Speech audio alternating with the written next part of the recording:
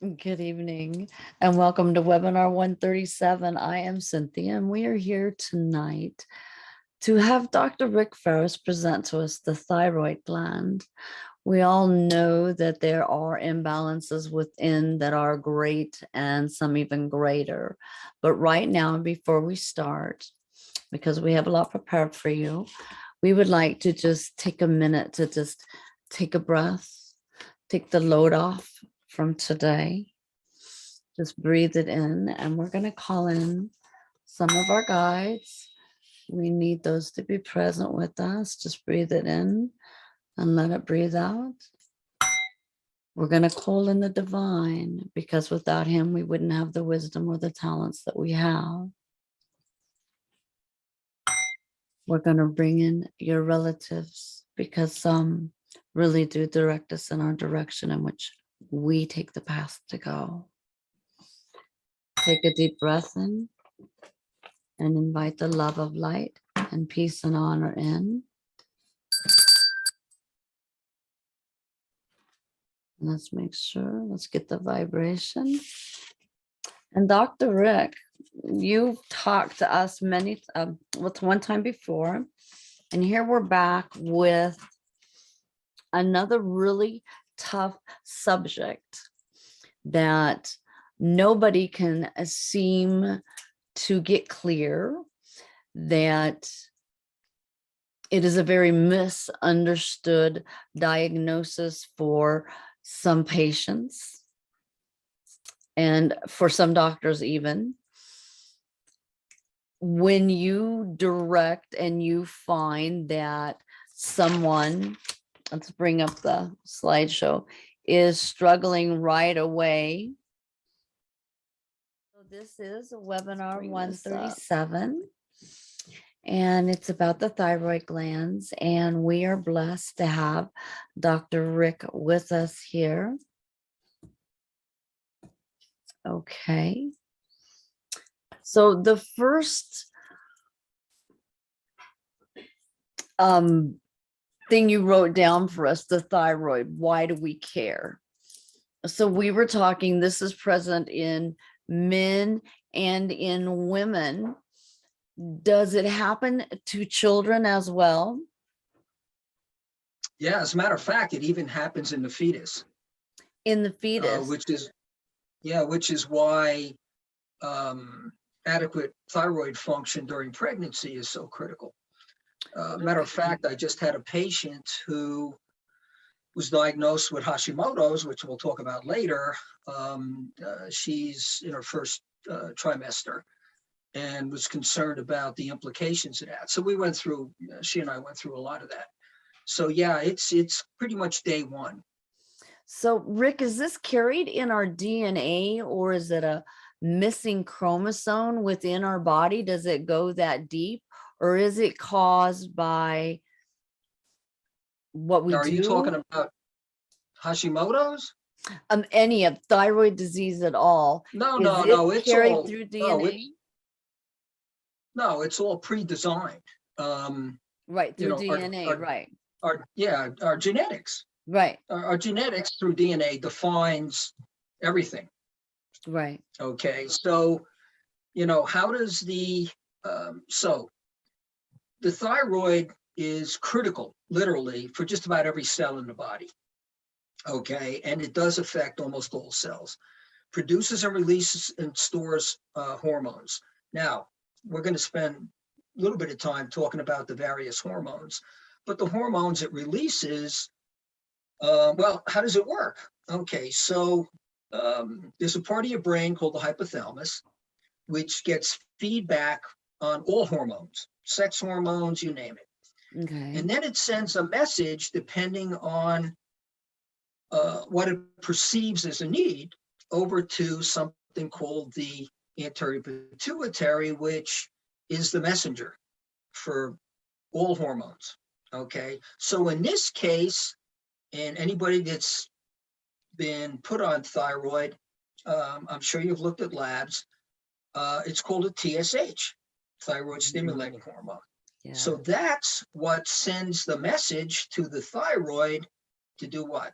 To make thyroid More and thyroid hormone. more thyroid hormones. And Okay. the primary thyroid hormones, and I didn't know what you do with the cells here, but are T4. That's kind of what drives everything. Then you've got T3. Okay. You have calcitonin, which is actually made in the thyroid. It's and we're going to talk about that a little bit. It's called a C cell. And then something called reverse T3, which is rarely run, but plays an absolutely critical role when Why you're is it not assessing. ran, Rick? Why do they just look at two numbers? Why is it never broader? Like when Well, you thank you had very me ran all those tests, they didn't know what most of them are, much. and neither did the drawing station. So why don't they normally dig a little bit deeper when there's something else involved like that? Because it involves the reproductive organs, it involves our kidneys. It's just not one Oh, thing. yeah. Well, temperature, weight, cognitive function, brain. I mean, it's everything. So when it's out of whack, and there's various reasons, when it's out of whack, then we're in a tough shape, as Jeff can attest to. So why? And we're going to talk about the labs I actually do run and why I run them. And the reason why is because that's not what they're taught in allopathic medicine. So an endocrinologist traditionally will run a TSH, which frankly has very little value. Right. And they'll run a total T4 and maybe a total T3, and that's it.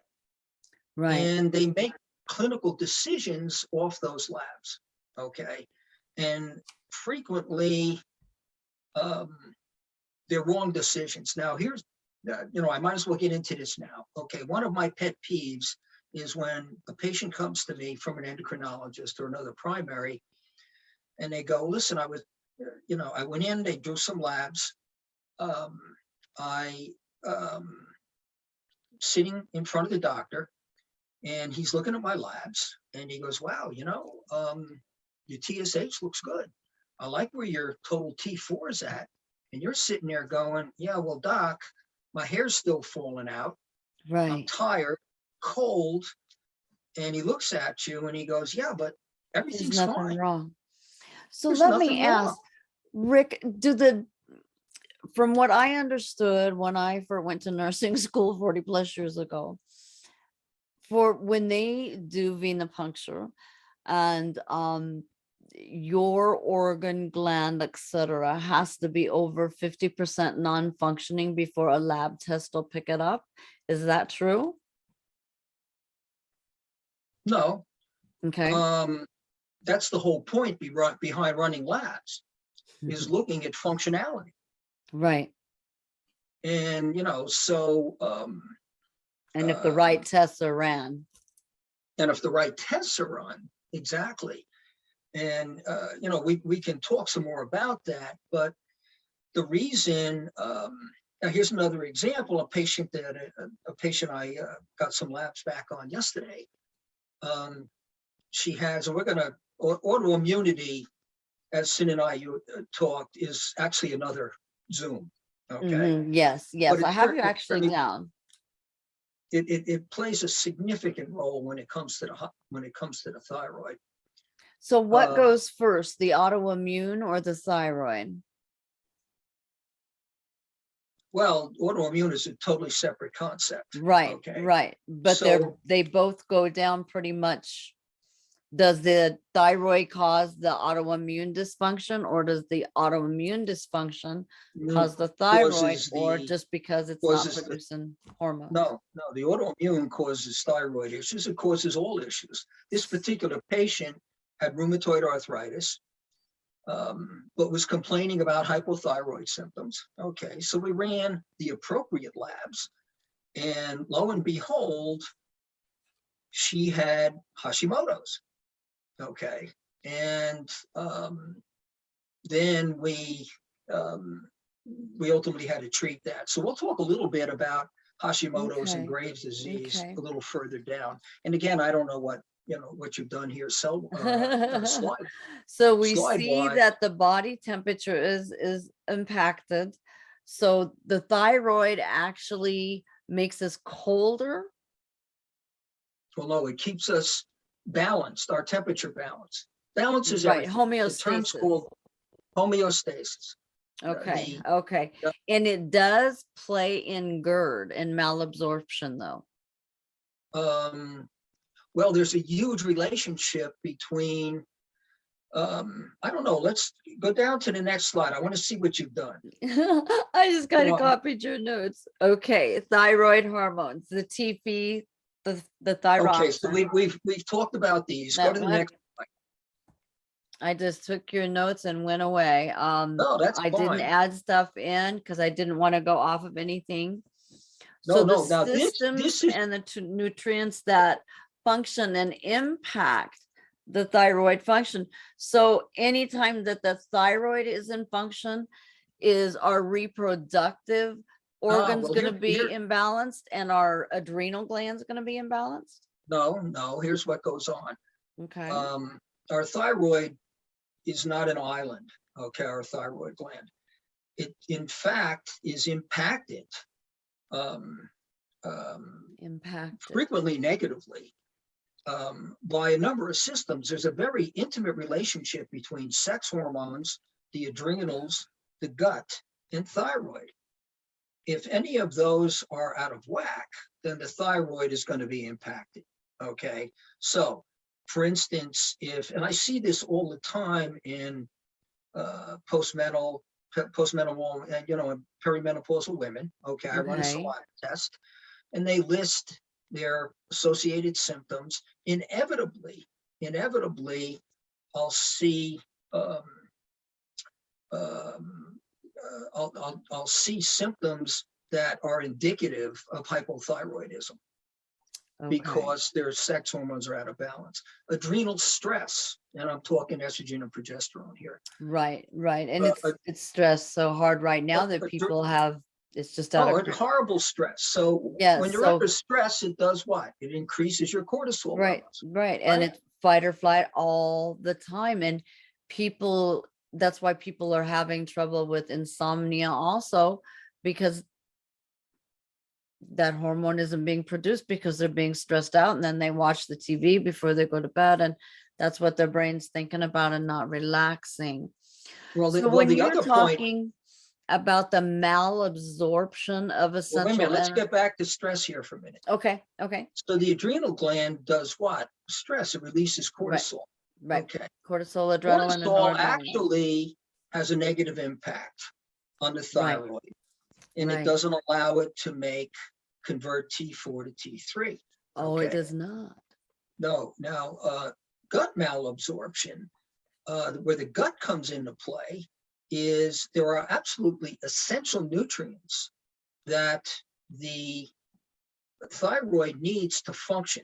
Okay. Now, here's the biggie.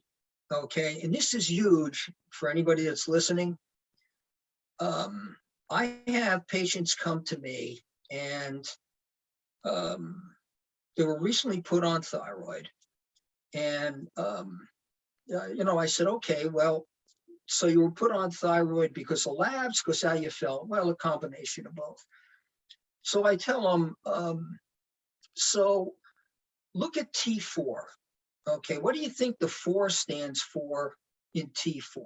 And everybody, of course, goes, I have no idea. It's 4 iodines. You cannot make thyroid without iodine. So iodine's critical. Zinc encourages T4 to T3. Okay, selenium, T4 to T3. I happen to put in the supplement I use called Thyrotain, which includes all of those. Okay, so, and zinc actually lays throughout our body, so we actually need to take extra zinc anyway. Immunity, right? Right. Zinc, COVID, right?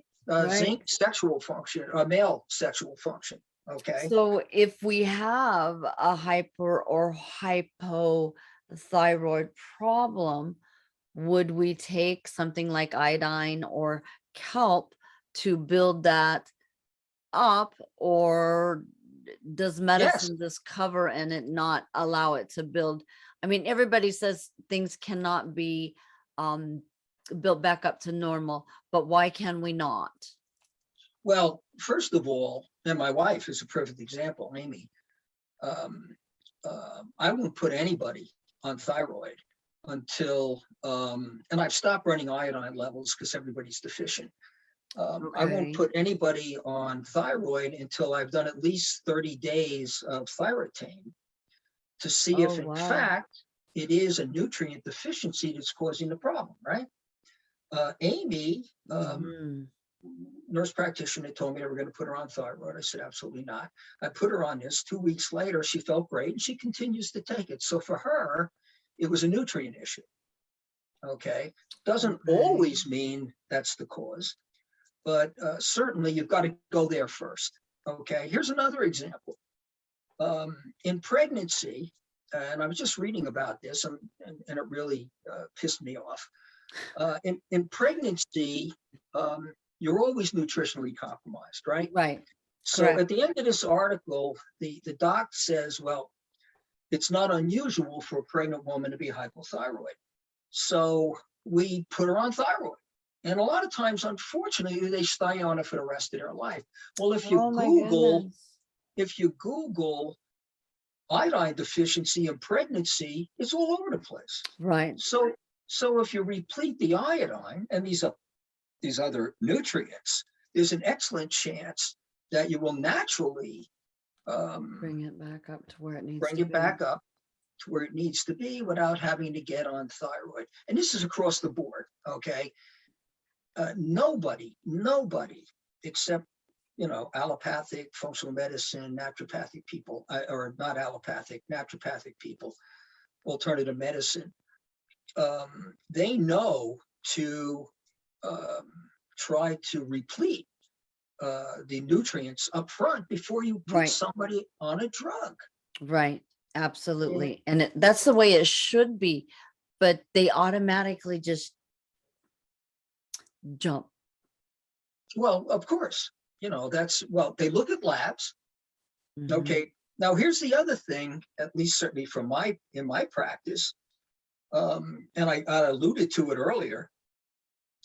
Um, a provider will look at the labs and they'll make clinical decisions based on the labs.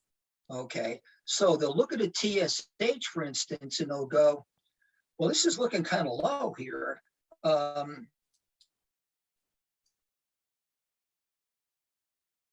And then adjust. Yeah. So we're going to decrease your dose. And the patient's sitting there going, well, I'm feeling pretty good. I'm not sure I want to do that. Oh, yeah, but your TSH is low. That tells me that you've got too much thyroid. Well, if you had too much thyroid, your pulse rate would go up, blah, blah, blah. And this patient's sitting there going, I'm feeling pretty good. So they they decrease the dose, they get tired again, and feeling cold again. So that was totally inappropriate. So to Okay. me, any practitioner should be treating the patient, not the labs. Right.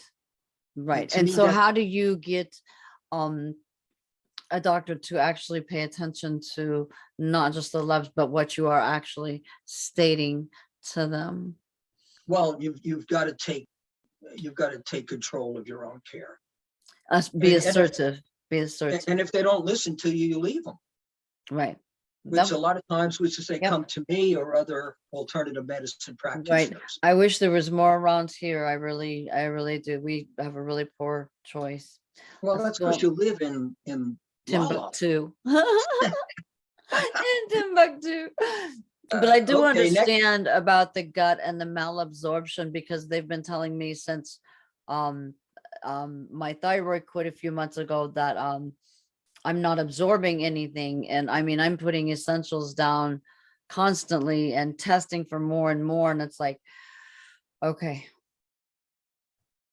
Well, Any, I don't have to tell you, and we've talked about this, every disease state starts in the gut. So, right, right. And um, stress is the big kicker. oh my, oh yeah, it's huge. Mhm, So, mhm. when you and I first talked about me doing this, you said somebody had an interest in the difference between calcitonin and the Right, parathyroid. I right. didn't want to get into a lot of detail here, but it's pretty simple. Calcitonin is made in the C cells of the thyroid. Okay, it's secreted by the thyroid, Okay. and it's stimulated by serum calcium levels. Okay, And that's why and those calcium levels are always elevated when you have an imbalance then. well, it's balanced by the parathyroid. And if Okay, your and if you see, parathyroid's gone, then how are you going to balance it? well, if your parathyroid's gone, okay, then the calcitonin responds to the serum levels, and it tries to keep the serum calcium levels balanced. Okay. Now, normally Okay. the calcitonin and the parathyroid play off of each other. Okay. Okay. So when you run a complete metabolic profile, you're looking at, calcium, etc. And if everything's within the norm, then in fact your calcium parathyroid are balanced, and they're friends. Okay. Can So that calcium be not only in the thyroid and the parathyroid? Can that calcification go somewhere else within the body? oh, everywhere. If you've got, if you've got elevated calcium levels, Okay. uh, Okay. a perfect example would be calcium oxalate kidney stones. That's what I was thinking. Okay. Yeah, yeah. So, and again, all of these can impact the thyroid directly or indirectly. So, but hopefully this answered whoever asked the question. Right. Calcitonin increases levels. I mean, decreases levels. Parathyroid increases levels. And that's how you keep bone strength where it needs to be. And that's how you keep serum calcium levels where they need to be. Serum calcium's critical for muscle. It's critical for everything. Okay. Right. And that's why balance between these two is so important. Okay. And if we cannot get our doctors to understand this, that even though we're being assertive, it's all right for us to muscle test as we do as practitioners to be able to do some of the things that we do to bring Oh, this about. definitely. Muscle tests. I work with patients all the time that, through kinesiology and muscle testing. Okay. And I'm always amazed at how accurate it is, especially when I Yes, go it is. back and I look at a complete metabolic profile, and I look at the serum levels and everything else. And yeah, wow, see, look at that. Right. And Um, the change that can happen, I've been using this, like I've got sitting here next to us, the AO scanner, and I've got it on our high vibe team. So I've got a picture of all of us here and just of the screen. But it's amazing by me changing some of the frequencies and listening to some of those Cephis, how it will change. Like Dave got burnt the other day and how it changed and took the burn away. So I can also send frequencies to thyroid into other people's thyroid. And do you believe in those type of frequencies, Rick? oh, clearly, Okay. our body is made up of energy frequencies, Okay. and it's just tapping into them. Bioresonance testing is absolutely fascinating, and you can do wonderful diagnostic stuff. But it's all about what? It's all about frequencies and Yes. energy. Yes. So hopefully that answers the calcitonin parathyroid question. Next slide. Okay. I don't know how many slides I got for you, but I have you. Symptoms of hypothyroidism. Now, Rick, when Hypothyroidism. you have both, when you have symptoms in both the hypo and the hyper, then what do you do? Well, first of all, you really can't. You Okay, can't. you're either hypo or hyper. You can't be Now, both. you can't be both. Now, when you get into Hashimoto's and Graves' disease, and that's one of the slides, okay? It is. We'll talk a little bit more about that. But, 99% of the time, it's hypothyroidism, okay? And why is And, that? well, it's because a lot of this stuff I've already mentioned, okay? Lack of iodine, lack of selenium, lack of zinc, hormonal imbalance, okay? Now we want to make everybody to be sure that, just to make positive sure, you just don't run out and take those products yourself. If you do get those products, you make sure you muscle test that these are for your highest good. You do not want to cause injury on yourself when you go out and purchase some of these products. We just want to make sure of that. Which is, and again, I have a lot of patients that do muscle test, the supplements. So the classic symptoms,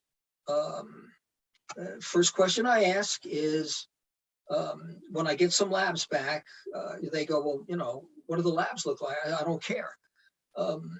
Let's talk about this first. Are you feeling cold? Yeah. Are you tired? Yeah. Are you experiencing hair loss, skin and nail issues, constipation's classic. Sexual dysfunction, high cholesterol, who cares? Weight gain is classic for hypothyroidism. Now, is it weight gain just around your belly, or is it weight gain in a certain area, Rick? No, hypothyroidism is total body weight. Total body weight. Okay. The weight around your waist is secondary to estrogen dominance. Okay. And high cortisol. That's waist weight. Okay. Right.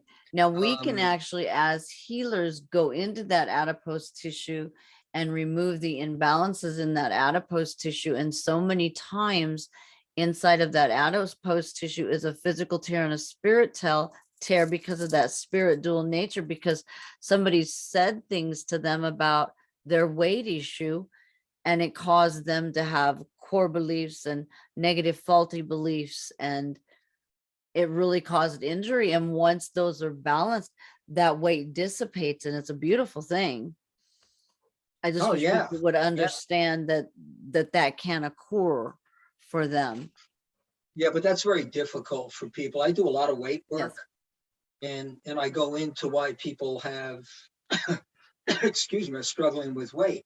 Lifestyle, okay? If you eat horribly, you're going to gain weight, right? Man. Estrogen dominance, you're going to gain weight. Adrenal stress, you're going to gain weight. Hypothyroidism, you're going to gain weight, okay? Genetics, leptin, high leptin, you're going to gain weight. So you've got to rule all of that out as you're beginning to lose weight, or it's going to be a disaster. And most people, it's like thyroid and everything else. Unless you truly connect all the dots, take everything into consideration, you can go on a wonderful diet, HCG diet, okay, which is, the human chorionic gonadotropin shots. Jeff can talk about it. He's my poster guy. Oh, no. Oh, yeah, no, he was, Jeff and I have worked together for a long time. He's just awesome. But, so in symptoms of hyperthyroidism, well, you can see it's the flip side: elevated temp, anxious, hyperactive gut, increased heart rate. Getting back to the example of a doctor looking at labs and going, your TSH is high. I don't think you're on enough thyroid. So they put on more thyroid, and they experience this. Yes. Okay. So they back off themselves. So per se, you have somebody that has had a damaged thyroid, and their thyroid's not working. You wake up every morning tachycardia, and you even pass out at times. Why are they not listening? Why do they not listen to the client? And this does have to do with their thyroid, right? In that case, ultimately they will. If your hyperthyroid is a secondary to too much thyroid, it's an easy fix. You just back off. Okay. On the other hand, if it's Graves' disease, now that's an autoimmune disease. So not only are you experiencing this to the extreme, okay, but it's autoimmune. And unfortunately, it's got to be addressed. We'll talk about treatment here further Okay. down. So if you have thyroidism, excuse me, can you have Graves' disease at the same time? Or can you have Hashimoto's with hypothyroidism? Well, Hashimoto's is usually associated with, and we're going to get to that slide. Okay. Hashimoto's is usually associated with hypothyroidism. Okay. Okay. But it's all about the antibodies. Oh, that's right? all I've got, hon. That's all you sent me there. I wonder where that one slide went. Ah, there we go. It went before the other one. The thank you came first. I didn't have them all directed right. Woo. Oh, okay. So autoimmunity, that is a big slide. Oh, it's Is it it's okay? huge, and I put it on here so people would understand. Okay. Okay. Because it's Hashimoto's is one of the most common autoimmune diseases out Okay. there. And Is it's that the one primarily- that's mostly by men then get the Hashimoto's? No, women. Oh, women. Oh, Yeah, and it frequently comes from, the gut. And okay. it's usually associated with gluten. Okay. Okay. Women invariably, with rare exceptions, have gut problems. Usually it's constipation.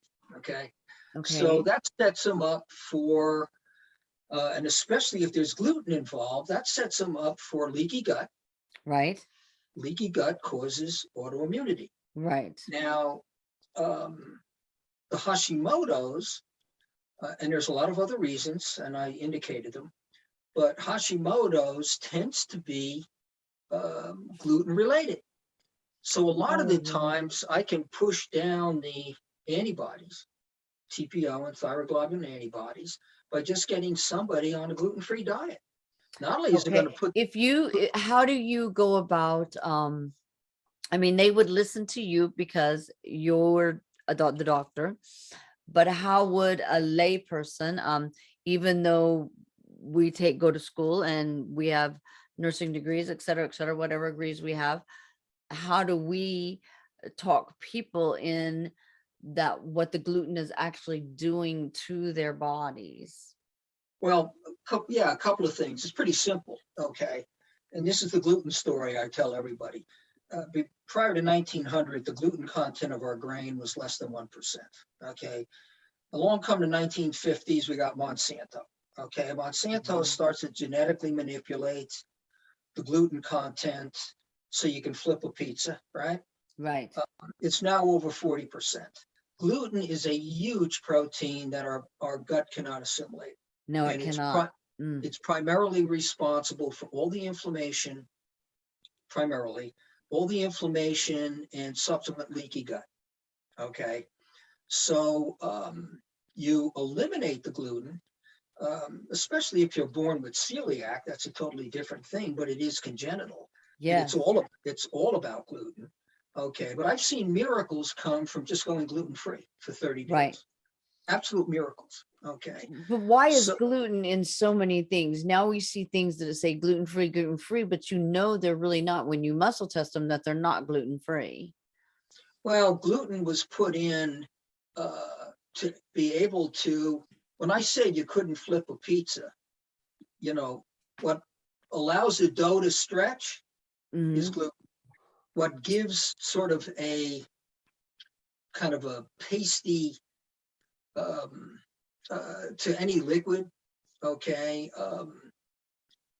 is the gluten. Okay. When I buy gluten-free soup, okay, and it's different, has a different texture than soup that has gluten in it. So it's bad stuff. And people who turn around and say, I have no problem with gluten. Yeah, well, they do, they're just not aware of it. Right. And I've tried to ask people or clients, if you just go without pasta and bread and all the noodles that you eat, just for 1 month, that's not a lot, or just go without it for a week and see the difference in the change in your body. Oh, incredible. Because I I mean, was taught many, many moons ago that one bite of gluten will make you swell for up to 6 months. Is that true? well, it depends on how sensitive you are. Right. I mean, a lot of people eat a ton of gluten, Oh, I know. Oh, and they appear not to have an issue. no. But Oh, it then makes such a all of a glob in my sudden, stomach. I mean, it really messes with my gut.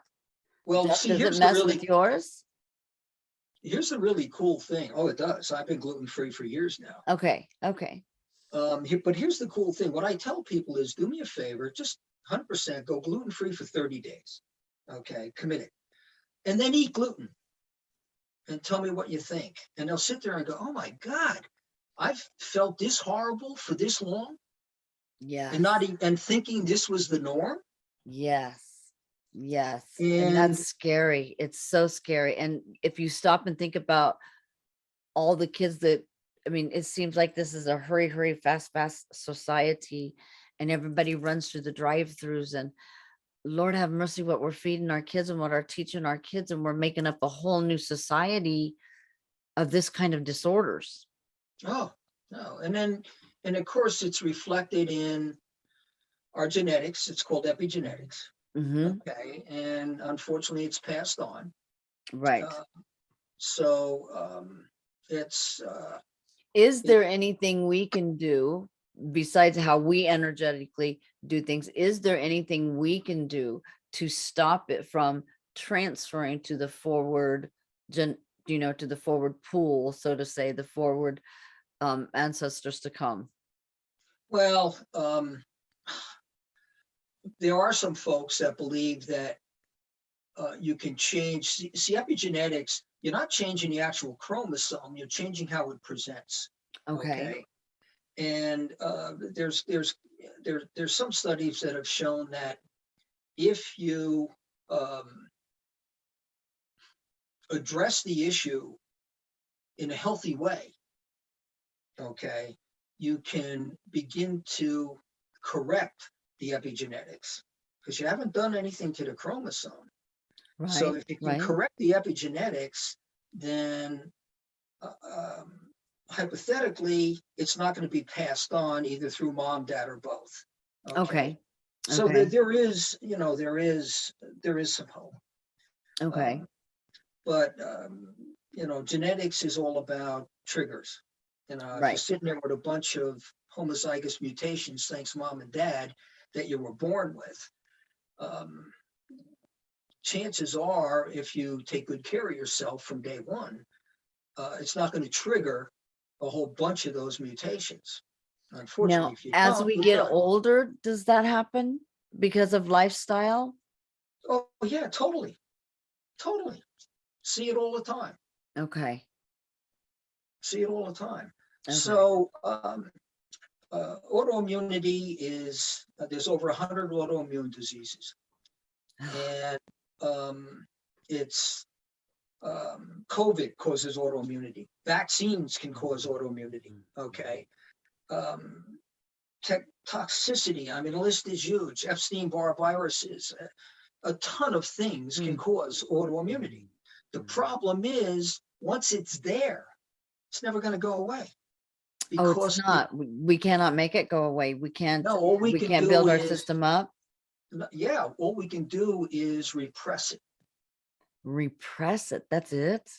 That's it, Whoa. because the Wow. antibodies don't go away. Those are memory cells, right? Right. Right. So if you do the same, so you get your TPO and thyroid globulin antibodies down to a normal level Mm-hmm. by, for instance, not eating gluten, then you eat gluten again. Well, what do you think's going to happen? It's gonna The skyrocket. antibodies go back up, and Right. all the associated side effects. Right. Right. So So it's more like a mirror concept or a mirror neuron. Did you find out more about how the mirror neurons work in thyroid disease? no, I'm not even sure what you're talking about, but MIRROR neurons. You and I had to talk about mirror neurons.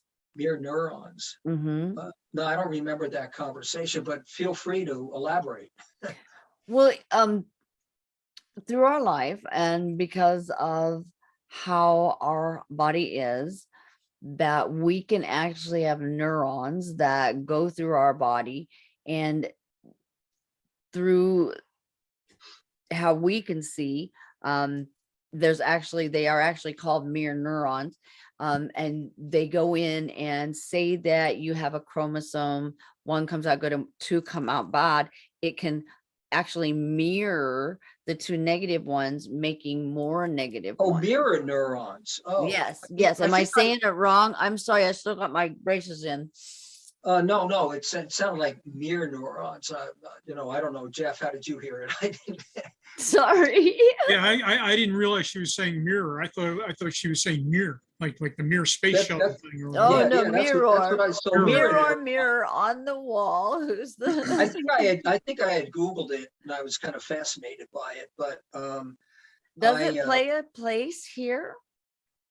it could, I mean, it could, um, based on the little understanding I have of mirror neurons, Okay. they can play a significant role in a number of things. Okay. So, Can so we this was the actually last. go back to the it's not called the mother cell, the main cell within our body we all have, and right now it's not coming to my mind. The master cell that we have.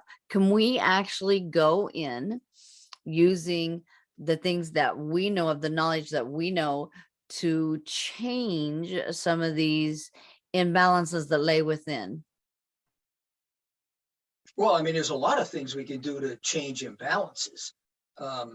That's what functional medicine is all about. Right.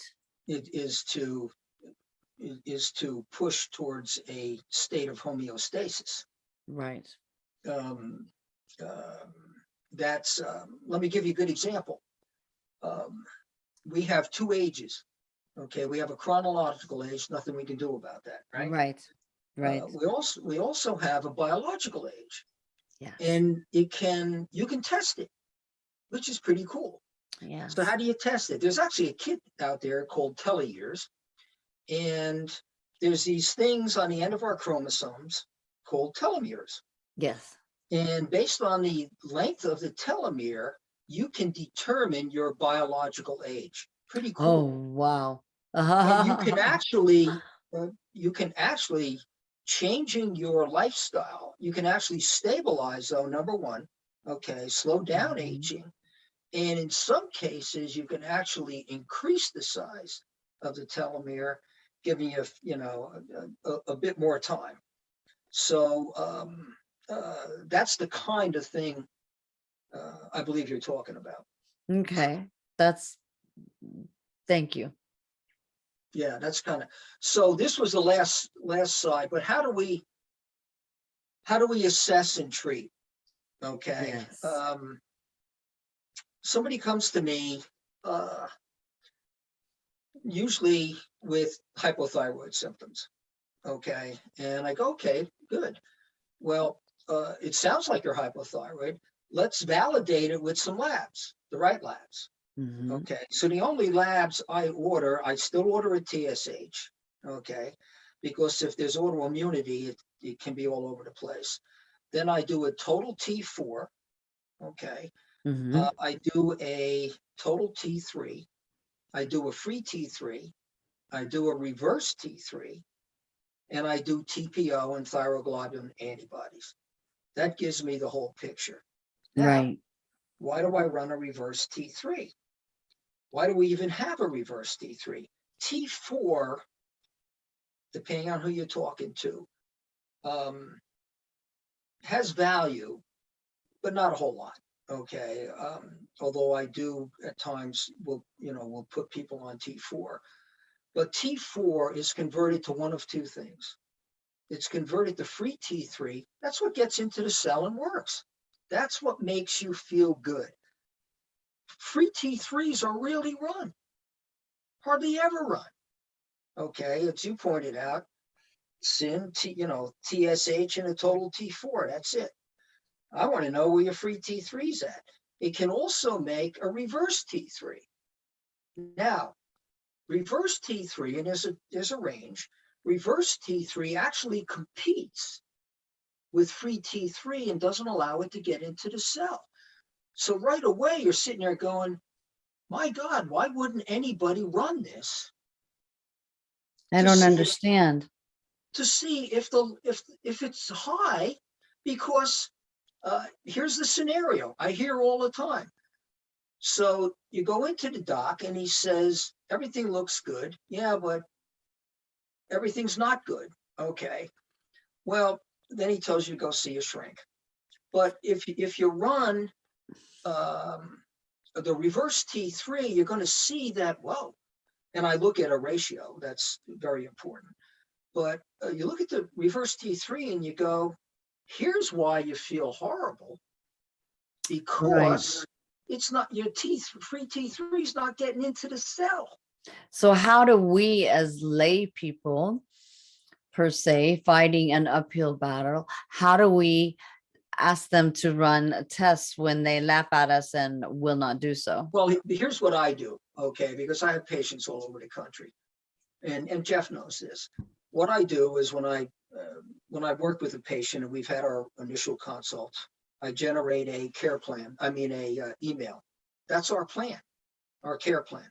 Okay. Okay. And if I'm worried about thyroid issues, I list the labs I want. Okay. Okay. Mhm. And any prescriptions I think are appropriate. And I tell them, here, take the email, the plan. It's got all my stuff on the bottom. Present this to your primary and tell them you're working with Dr. Rick Ferris, functional medicine guy. He's in Texas. These are his recommendations. I rarely get pushback, primarily because my PhD in clinical pharmacy. They've done rounds with people like me. They may not believe in functional medicine or naturopathy, Right. but they look at Right. that. Oh, this guy, at one point, I've done rounds with this guy. So that usually opens up the door for me. But Mhm. the patient will go in and say, I want these labs. Now, sometimes the doctor and their whatever will go, I don't even know what these labs do. I'm not going to run them. Right. That's where I ran against is Yeah. So, crazy. so it's crazy. And in the meantime, unless you know, now let's just say that the ratio is, and we're kind of getting into the treatment here. If the ratio and or reverse T3 is elevated, well, you can't keep putting somebody on T4 or a glandular, right? Like Armor or anything, because glandulars have T4, T3, T2-1, reverse T3, etc. Well, all you're doing is exacerbating the issue. So they can't go on T4, which is Synthroid. That's what everybody Goes on. Yes. goes on, because it's doing what? It's making more reverse T3, Right. which was the problem in the first place. Right. So what I do is I just put them on T3. And I So let per them, se, all their lab tests come back beautiful.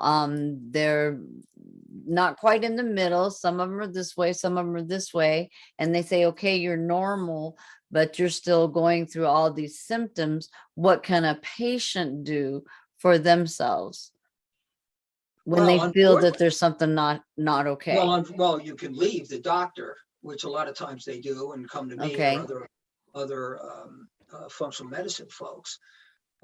Or you can, and a lot of patients now are, and Jeff's a classic example, a lot of patients now really are taking control of their health. Yes. And if nothing else, I was doing some research and it looks like this reverse T3 lab's pretty important. I want you to run it. Okay, well, I'm not gonna run it. An endocrinologist, forget it. Okay, they were educated a certain way, as is most allopathic physicians. Bright people, right? Right. But they work within their little box. But at that point, since you're not getting better, no matter what they're doing, all right, you have a choice to make, and that is, do I continue to work with this guy who's not listening to me? Or do I look for options? And the options could be a nurse practitioner. Okay. Osteopaths tend to be very open to more alternatives. PAs now, so there's a bunch of them out there. Unfortunately, Sam, you weren't able to identify any, unfortunately. No, I'm stuck kind of in the middle. I have a young lady here that would like to ask a question if she may. Oh, please. She said, can this cause major swelling in the legs from thyroid issues? Possibly, I know there are about 100 or so symptoms associated. Most people have Hashimoto's or hypo. That was my answer to her. Pardon me? That was my answer to her. Oh, that was yours. Oh, God No, well, bless she asked the question about the swelling, and I answered her while you guys were talking. Oh, thank you. Okay. Thanks, Jeff. Okay. Yeah. Did Jeff answer you okay, hon? I'm sorry. I have a hard time seeing this little box. I didn't have trouble with my eyes, but I have now. Hey, Rick, can I add something? Yeah, please. When we were working together, remember, we worked more after I did the HCG and lost all the weight. But one thing we found out was that when you lose weight, your reverse T3 goes up, and that went through the roof with me, and we couldn't figure out what was going on. Right. And you actually started experimenting, and what you did is you got rid of I was taking Armor. I was taking, because I like the natural. I don't like levothyroxine. Well, but you had to get rid of Armor. Well, we got rid of that, and we went straight T3, and I was still feeling like garbage. And then what we did was we did both. I'm doing the T3, and I'm also doing the Armor together. I do them together, and I feel fine. I'm down to 210 pounds now. Well, that's probably because we got your reverse T3 where it needs to be. And then the T3 is just an add-on that allows to. Here's my philosophy again, and it's not every functional medicine's philosophy, but it's dosing is all about the patient. Mm-hmm. Okay, whether it's sex hormones, whether it's thyroid. The way I do T3, and Jeff knows this, is I start you out with a low dose. You do it for 2 or 3 days. You add another one. You do it for 2 or 3 more days. You add another one until you reach a point where you go, wow, I feel really good. But you identified your dose, not me. Okay. And to me, that's what functional medicine is all about. I'm not going to sit here and tell you, oh, you're going to do well on 25 mics of T3, when in fact, that may be a totally inappropriate dose. And if it is, then you do. Then you just wasted the script and you got another one, right? So is it kind of like throwing a fishing net out and capturing, because so many things can change so quickly, and it's to get the patient everything they need. So it just has got to be adjusted, and adjusted some more. Right. And when you will let the patient identify the dose, gee, that's a dot, right? Right. And when the reverse T3 goes down and they're feeling great, then I throw in some T4, only because it seems to have some genetic implications, and I've seen hair follicles associated with T4 levels, etc. Okay. So okay. It's always a good idea. So what Jeff's done is he got his reverse T3 where it needed to be, and then he went with the glandular. Okay. Which in that case is okay, because even though it's got reverse T3 and everything else, so the glandular is keeping Jeff where he needs to be, and then he's using the T3 to adjust how he feels. Wow. And to me, that's the way thyroid should be handled. Mm-hmm. Rick used to refer to it as titrating, and Right. enjoyed working with me was because I was a willing guinea pig. When Rick said, "Well, let's try this," I did it, and if it didn't work, then we tried something else. Then we tried something else, and I've learned I learned a lot from people like Jeff, and so for me, I've simplified, at least in my mind, I've simplified thyroid to the point where, once you've diagnosed the issue, okay, then here's how we're going to treat it. Right. And it's all about the patient. Right. Okay. It's all about the patient. Another So thing, Tell me, Cynthia- can I ask, what is the difference between, and I know the difference, but why does the allopathic want to look totally at the body when we look on the other foot and they just look at a spot? well, allopathic medicine is symptom drug, okay, based on what they've been taught. Okay. Okay. And it's as simple as that. And let's face it, okay. I'm not necessarily dissing allopathic medicine here. Oh, no, no. However, it's all I hear from my patients. And keep in mind, I've got a PhD in clinical pharmacy. I hate drugs. Okay, it's kind of ironic, but I do. So when somebody comes to me and said I had 15 minutes, I told them what my problem was. They gave me a drug. Then there you go. That's allopathic medicine today. Yes, And it's kind of tragic. And that's why it is very tragic. naturopathy, functional medicine, alternative medicine, integrative medicine, those are all the terms. And that's why it's healthcare, albeit slowly, is heading in that direction Yes. because it has to. Something needs to occur because the actual question care has why, gone down. the question why is never, ever asked. Why do you present with a symptom, gut issues. Mhm. I've got a drug for that. Amen.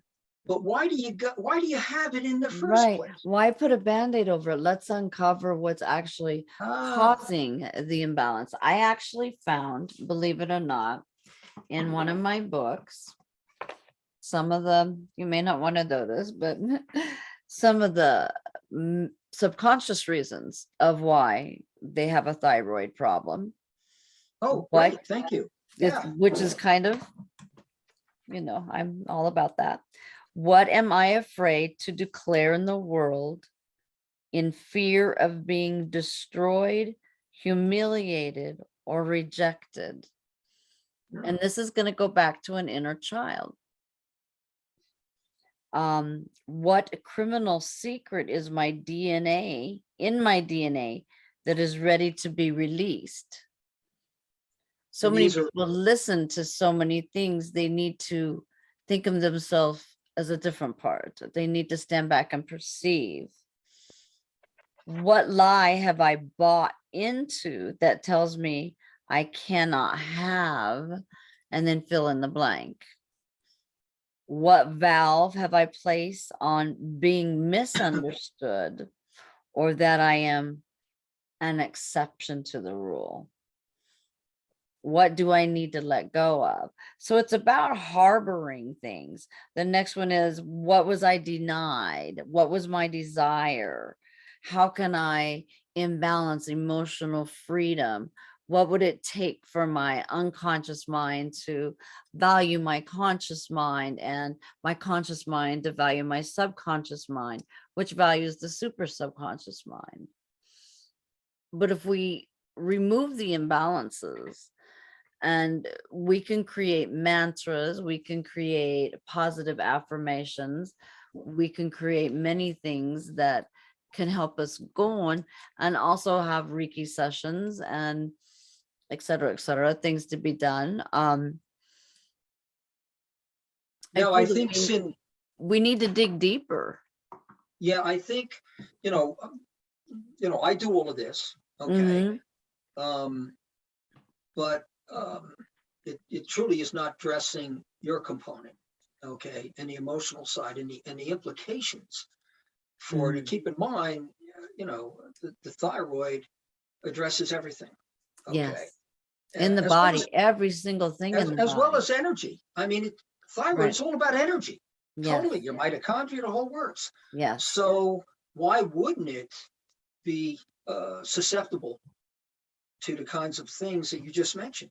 Right. And that's where it plays a big part, like into tapping and meridian work and Mhm. reflexology work and chakra work, to be able to also balance in all these directions, because we actually need them all, in my opinion, to build the body up at this point in time in our life. And that is something that we can pass on to others and to our children. And then if we all have the same concept, well, then wouldn't we all be blessed? Wouldn't it all change into a matter of being joy, finding happiness, finding love, find the compassion that we need because we changed our thought process? We are so critical of one another. What if this is caused by self-criticism, not letting go of grief, not letting go of the pain? We have to think about what we say and what we don't say. But it's up to us practitioners to read between the lines, and you have to read between a lot of lines. So Yeah. do the lines get blurred for you? Well, the way I approach it, no, they're pretty clear.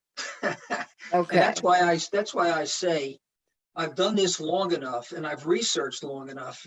I learned something new about the thyroid almost every day. Mhm. I go, wow, okay, didn't know that. So, and I keep refining. So the way I approach thyroid is pretty much the way I just discussed. Okay. Mhm. Diagnosis and treatment. Okay.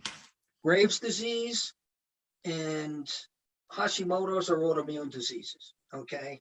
Graves' disease or Hashimoto's, other than subtly destroying the thyroid, there's no overt issues other than hypothyroidism. Graves' disease is very serious.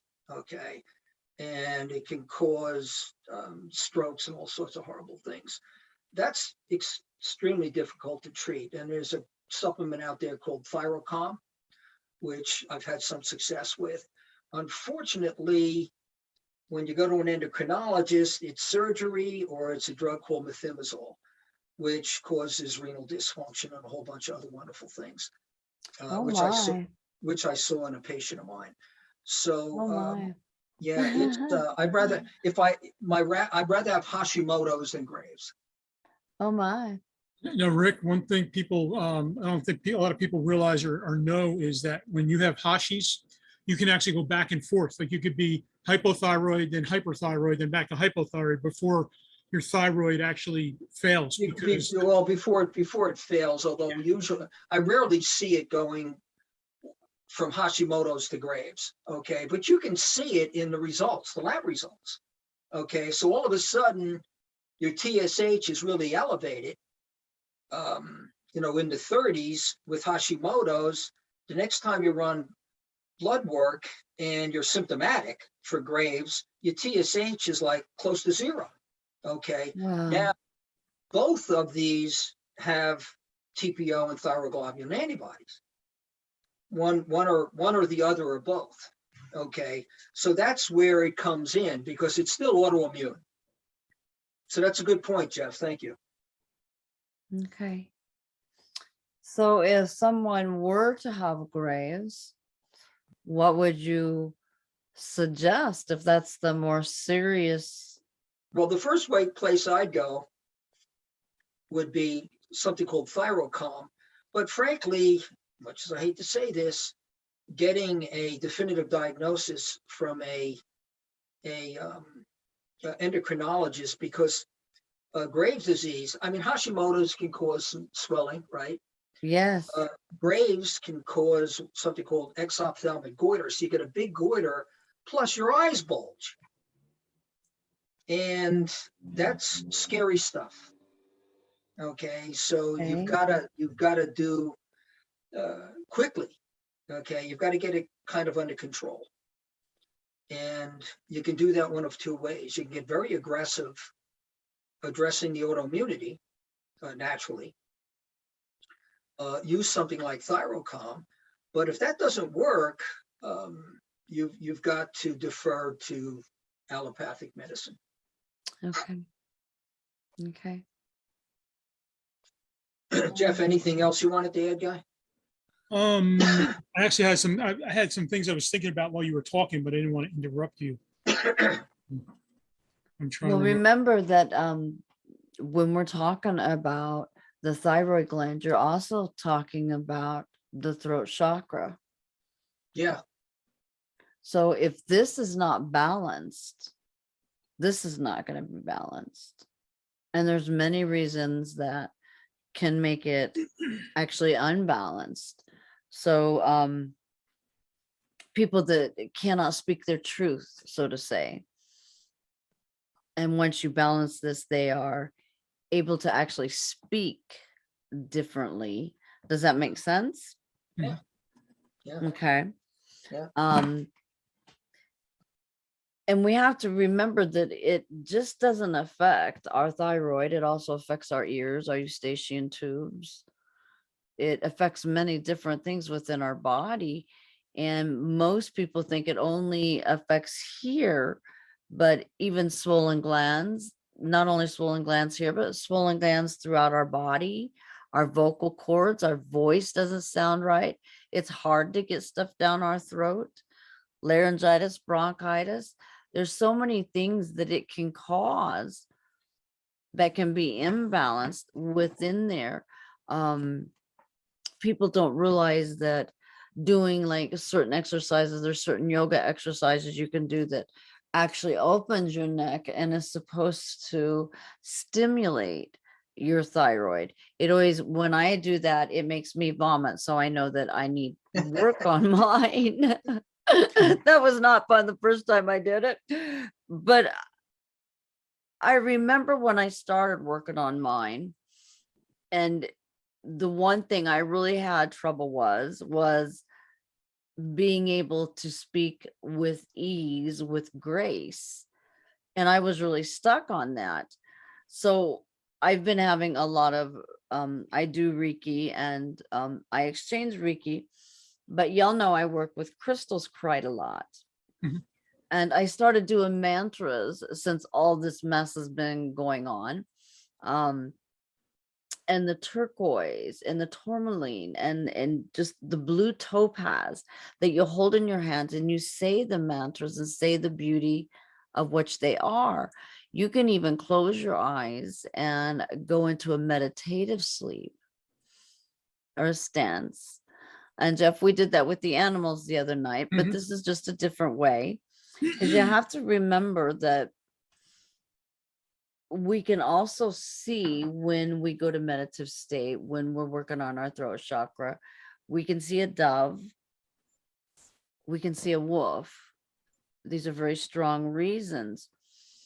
But a lot of people don't understand also, and correct me, Rick, is not the pituitary gland also imbalanced when the thyroid is imbalanced? Well, the pituitary gland is the gland that responds to need. Okay, Okay. so the loop, all our whole endocrine system, whether it's sex hormones, whether adrenals, whether it's growth hormone, whether it's thyroid, it's a loop. And the loop is the organ up to the hypothalamus, over to the pituitary, and back again. So Okay. depending on what the need is or not, the loop kicks in. Okay. So yes, Okay, yes. I've been finding some particular things when it comes to the hypothalamus, the thalamus, and the pituitary, that they are not connected to the brain, and the brain are not connected to them by a trauma that occurred when they were younger. Can you think that can actually be a factor? A genetic factor, a chromosome Well, factor? epigenetics again, yes. Right, I mean, there's all right, sorts of genetic disorders right, aside right, from autoimmunity impacting essentially every organ system in the body. right. Now, do you have certain foods that you suggest to people to eat for their thyroid? Well, going gluten-free.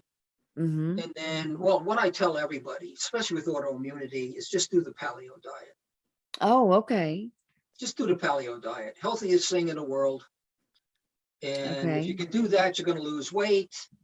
And, if I'm treating autoimmunity, if I've got somebody severely toxic, do the paleo diet, get nutritionally balanced. Now, if they're toxic, would you have them start fasting to start kicking their body and having lemon water every other day, doing little tiny things, cilantro, things like that to pull those things out slowly so they don't go into a healing crisis?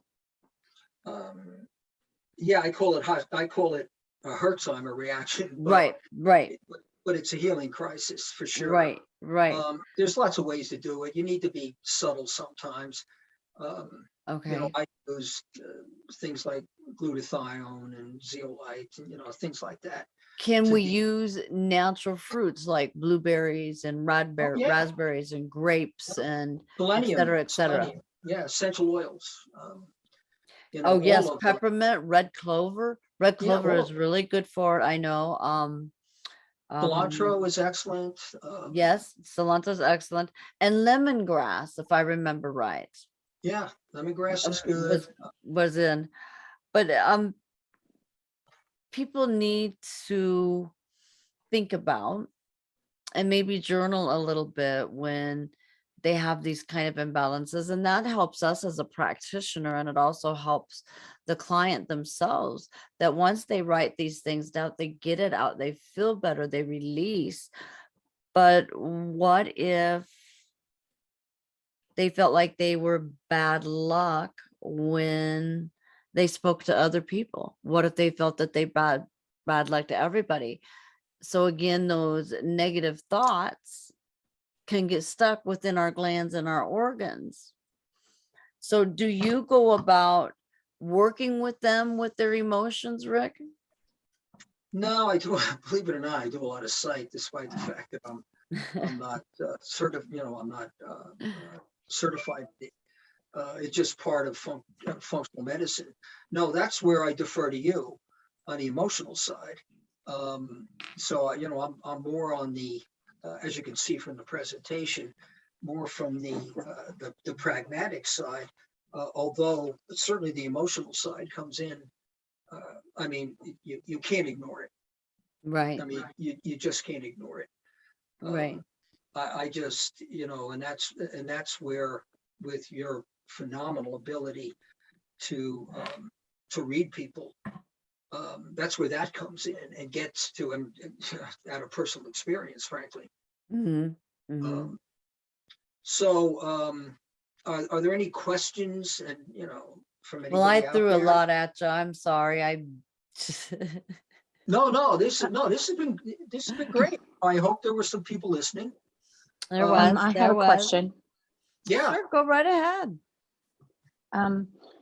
Now, can the thyroid issues help with causing diabetes? Oh, totally. Yep. Mhm. Yep. I was Most definitely. actually pre-diabetic for a while because of my in fact, So when I was went to I. an endocrinologist, he wanted to make me a diabetic because my sugar and glucose were up. Once I started treatment for thyroid, that went away. My cholesterol issues went away. I mean, a lot of things go away once you start getting treated. And again, I'm Hashimoto's, so Mhm. that's different than just being hypothyroid. Right. There's a lot But of big again, yeah, the Yeah. thyroid, as I mentioned early on, literally impacts every cell in the body. Whether it's pancreatic, liver, certainly, all of those things control Mhm. the The stomach, the serum, sphincters, there's serum glucose, adrenals, Mhm. all of it. So, So, so go ahead. besides eating paleo, should you also be buying like a grass-fed beef, things of that nature, or does it really matter that much? No, actually, you brought up a really good point. Yes. I do I've been certified in toxicity and detox also. And I ran across, in my certification program, a visual test called a VCS test. And it's a 15-minute test, visual, doesn't cost anything. And it tells me the degree of toxicity. Everybody's toxic, by the way, everybody. Yes. It's just a matter of degree. So your point about grass fed. So when somebody comes back with a significant positive VCS test, first thing I tell them to do is go organic. Mhm, mhm. I mean, just go organic. Yes, it Because has made one a of, big difference since you told us to. Big well, difference. oh yeah, so just go organic. I mean, the test itself has 5 columns. The 5th column is biotoxins. It's all Mhm. about the crap in our food, right? Yes. Without on, so I don't have the camera on, but anyhow, Sorry, I is lost y'all. Did everybody blip out? no, I I think didn't. it went off and went on. Okay, okay. Okay. So, Um, but go ahead. Sorry. You had told me to go gluten free, and I've been trying to get rid of as much gluten as in the house as possible. So I've been trying to get everything out, but it's like what I've noticed is I've had pressure in my ears for years, and the pressure Mm. is slowly subsiding in my ears. And every time I've gone to the doctor, they're like, well, "We don't know why you have it." I'm like, "What do you mean you don't know why I have it?" I'm like, they're like, "Well, it looks like you have pressure in your ears. We think it's allergies." And that just irritates me. I'm like, "What do you mean you don't Allergies know?" to gluten. Yeah, Well, they you say know, that a gluten, lot. That's to cover You know, 'em. you could have clogged eustachian tubes. I have that. I went skiing when I was about 16 years old, and it was cold out. And I also had, I don't remember if I had the flu or not, but I was sick, and it just made me sicker, and it actually caused the clogging the eustachian tubes in my ears, and I still have it to this day. But I've actually kind of taught myself how to clear them so it doesn't bother me that much anymore. But I mean, I have that. I don't think it had anything to do with my thyroid issue. no, but here's the other thing. Not only is everyone toxic, everybody's inflamed. Right. Okay. And I run inflammation markers for labs. It's the rare person that isn't. Okay, but gluten is a horrific inflammatory inflammation generator. Is Absolutely that horrific. why you say histamine every day? I take histamines every single day. History of allergies, of course. But if you're sick, everybody has something called mast cell activation syndrome, which is a newly coined term, but it's where mast cells just kind of freak out and dump all their contents, not just histamine, into the bloodstream. So an easy fix, however, is just take a histamine. Histamine is a excitatory neurotransmitter. Most people don't understand that. You got high levels of histamine, and you're going to run around horribly anxious. You take an antihistamine, drops the histamine levels, and you get relaxed, and you don't know why. But that's That why. makes a lot of sense. So would you take an antihistamine in the morning or at night? I take it at night, although it doesn't matter. Okay. I mean, the ones you take and you rotate them. Okay, if in fact you get a response. I mean, moms come to me, ADHD, these kids. First thing I tell them to do is give the kid an antihistamine. Mhm. I run neurotransmitter tests. Okay, I ran one on a kid. He had no inhibitory neurotransmitters. He had a whole bunch of excitatory, including histamine. Gave the kid an antihistamine and just calm right Calm down. right down. Pretty cool. Yes, it is. It is. That's why I like using this AO scanner. You can, I haven't been able to do it on UREC, but you use these whole bone conductors. It does a little 10-second for your voice, and it tells you amazing things, but it can actually scan your systems, your organs, your glands, your tendons, your DNAs, your chromosomes, and tell you what is critical or what is really low. That's kind of like bioresonance. Does pretty much the Yes. same. And then it gives you back the positive Yeah. beats, the binary beats that you need to hear. And then if you check it 3 different times, and if the markers don't move from the binary beats or having the CEPI sent to you, then that is the time where we as a practitioner go in deeper on people. So it comes out as quite a handy little tool. Now you bought yourself 2 new little tools too, right? Well, I have some, yeah, I have some tools that I look at body composition and cardiac function. But yeah, I mean, those are really the only tools I use. I'd love to have, I'd love to do the bioresonance. I mean, there's a lot of cool tools out there, but they're also Oh, very there expensive. is. They're There also is. very expensive, but they're a lot of fun. So, whoever was listening, I hope you learned something. You can contact me through Mhm. either directly or through Sin. Absolutely. Thank you If you so much for being here with us tonight, Rick. Oh, We're my a little bit pleasure. over. Oh, we might be a lot over, but that's okay. This is always fun stuff to talk about because it comes up constantly, It does. and And people just and are lost. They are and really they are lost. lost. And hypothyroidism Nothing to be lost about. is epidemic, Hmm. but the first place to go, do the nutrients, Right. and it Right. may become a non-issue. Right. And And if through what I do as a practitioner, I can actually muscle test for what food you need for your Right. blood. Yep. And that's And what's awesome about that. and your You know, thyroid. yes, for the So thyroid. anyway, they again, I think Sin, you gave them my contact information. So Beautiful. please feel free to reach out if any other questions. I like chatting. So Jeff, good to see you. I'll let you know how the Okay. Let's You just got- have a little prayer real quick, like if we could just bow our heads. Heavenly Father, we thank you so very kindly for having Rick's knowledge come and to allow us to evolve and absorb such graciousness. We thank you for his blessings to learn all the knowledge that he has and that he passes to us. We thank you for your graciousness for being here and having him with us. Thank you for everyone here on the call. May everyone future be blessed and may everyone here be blessed. Namaste.